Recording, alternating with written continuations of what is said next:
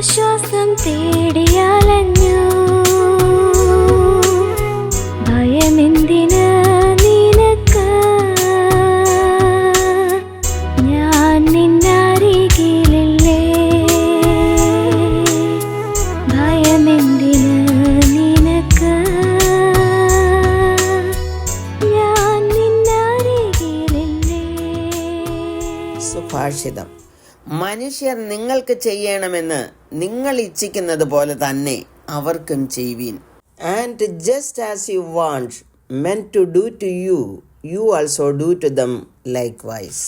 ലൂക്കോസിന്റെ സുവിശേഷം 6-ാം അധ്യായത്തിന്റെ 31-ാം വാക്യമാണ് വായിച്ചത്.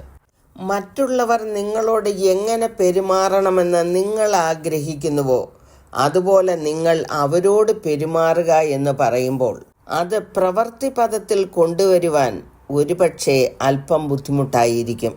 ഈ വാക്യത്തിന്റെ പശ്ചാത്തലം ചിന്തിക്കുമ്പോൾ യേശു ദൈവരാജ്യത്തിന്റെ മർമ്മങ്ങൾ പഠിപ്പിക്കുകയാകുന്നു. ക്രിസ്തുവിന്റെ വരവിൽ ഭൂമിയിൽ സ്ഥാപിതമായ ദൈവരാജ്യം അഥവാ സ്വർഗരാജ്യത്തിന്റെ പ്രജകൾ എങ്ങനെയായിരിക്കണമെന്നാണ് പഠിപ്പിക്കുന്നത്. യേശു നമ്മുടെ കർത്താവായിരിക്കുമ്പോൾ നാം എങ്ങനെയുള്ള ജീവിതമാണ് നയിക്കേണ്ടതെന്നാണ് ഈ സന്ദേശം നമ്മളോട് അറിയിക്കുന്നത്. ദൈവരാജ്യത്തിന്റെ അത്ഭുതകരമായ പദ്ധതിയെക്കുറിച്ചാണ് ഈ അധ്യായത്തിന്റെ 20-ാം വാക്യം മുതൽ പറഞ്ഞു വരുന്നത്. 27-28 വാക്യങ്ങൾ വായിക്കുന്നു. എന്നാൽ കേൾക്കുന്നവരായ നിങ്ങളോട് ഞാൻ പറയുന്നത്, നിങ്ങളുടെ ശത്രുക്കളെ സ്നേഹിപ്പീൻ, നിങ്ങളെ പകയ്ക്കുന്നവർക്ക് ഗുണം ചെയ്യുവീൻ, നിങ്ങളെ ശപിക്കുന്നവരെ അനുഗ്രഹിപ്പീൻ, നിങ്ങളെ ദുഷിക്കുന്നവർക്ക് വേണ്ടി പ്രാർത്ഥിപ്പീൻ. ഭൂമിയിലെ നിയമങ്ങൾക്ക് അതീതനാണ് യേശു കർത്താവും ദൈവരാജ്യവും എന്ന് വെളിപ്പെടുത്തി കൊടുക്കുന്നു. തുടർന്ന് വായിക്കുന്നത്, നിന്നെ ഒരു ചെകിട്ടത്ത് അടിക്കുന്നവന് മറ്റേതും കാണിച്ചു കൊടുക്കുക, നിന്റെ പുതപ്പെടുത്ത് കളയുന്നവന് വസ്ത്രവും തടുക്കരുത്, നിന്നോട് ചോദിക്കുന്ന ഏവനും കൊടുക്ക, നിനക്കുള്ളത് എടുത്തു കളയുന്നവനോട് മടക്കി ചോദിക്കരുത്. ഇത്രയും കാര്യങ്ങൾ പറഞ്ഞതിന് ശേഷം യേശു പറഞ്ഞു, മനുഷ്യർ നിങ്ങൾക്ക് ചെയ്യണമെന്ന് നിങ്ങൾ ആഗ്രഹിക്കുന്നത് പോലെ നിങ്ങൾ അവർക്കും അങ്ങനെ തന്നെ ചെയ്യുക. ആളുകൾ നിങ്ങളെ ബഹുമാനിക്കണമെന്ന് നിങ്ങൾ ആഗ്രഹിക്കുന്നുവോ എങ്കിൽ അവരോട് ബഹുമാനത്തോടെ പെരുമാറുകയും അവർക്ക് ബഹുമാനവും നൽകുക. സമൂഹം നിങ്ങളെ സ്നേഹിക്കണം, നിങ്ങളെ അംഗീകരിക്കണം എന്ന് ചിന്തിക്കുന്നുവോ നിങ്ങൾ അത് മുൻപേ പ്രാവർത്തികമാക്കുക. തുടർന്ന് യേശു കർത്താവ് അതിൻ്റെ വിശദീകരണവും നൽകുന്നു. നിങ്ങളെ സ്നേഹിക്കുന്നവരെ സ്നേഹിച്ചാൽ നിങ്ങൾക്ക് എന്ത് ഉപചാരം കിട്ടും? പാപികളും തങ്ങളെ സ്നേഹിക്കുന്നവരെ സ്നേഹിക്കുന്നുവല്ലോ.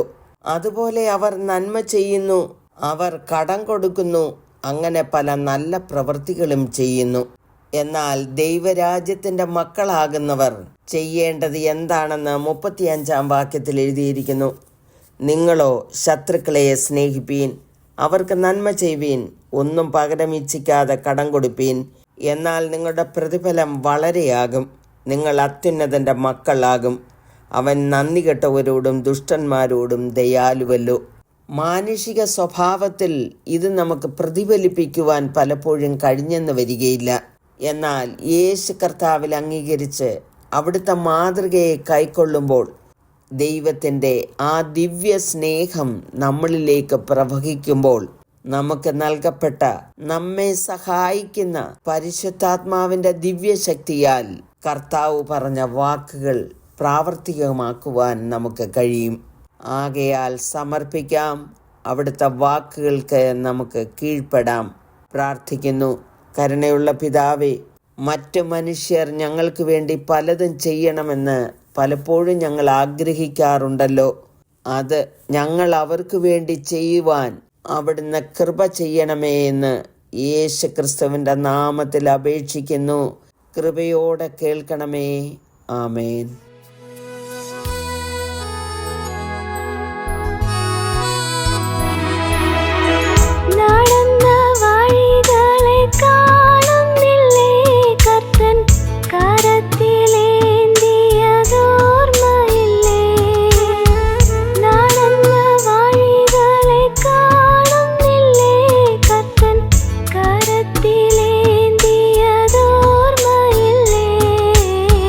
കാര്യം പാ